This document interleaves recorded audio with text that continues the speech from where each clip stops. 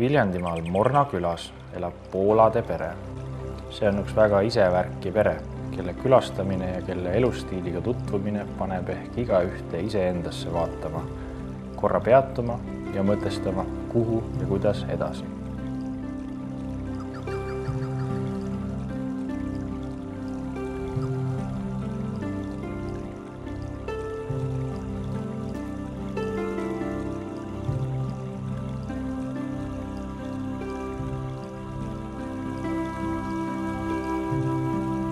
Pereema Sille Poola on toortoitlane ja peab sel teemal loenguid.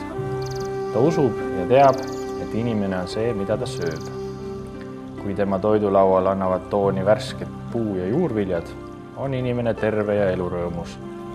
Kui seal on aga kesksel kohal liha, piim ja valge suhkur, nii sillutatakse teed moodsa elustiili rasketele haigustele, nagu vähk, südamehaigused ja osteoporoos.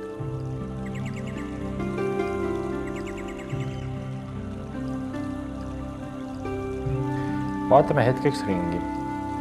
Meil on poodides letid lookas. Inimesed saavad endale lubada justkui parimat poekraami. Kuid kas me sellest oleme muutunud tervemaks ja õnnelikumaks, küsib Poola. Vastuse sellele küsimusele leiame haiguste statistikast.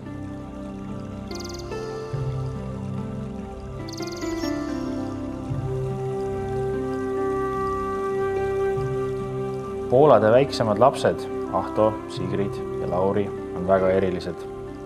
Neist 2 pole kunagi liha söönud ja kui lähevad poodi, ei tunne mingit huvi värvainetest pungil värvikireva kommiriiuli vastu. Ema tehtud tervislik magusakraam on ikka üle kõige.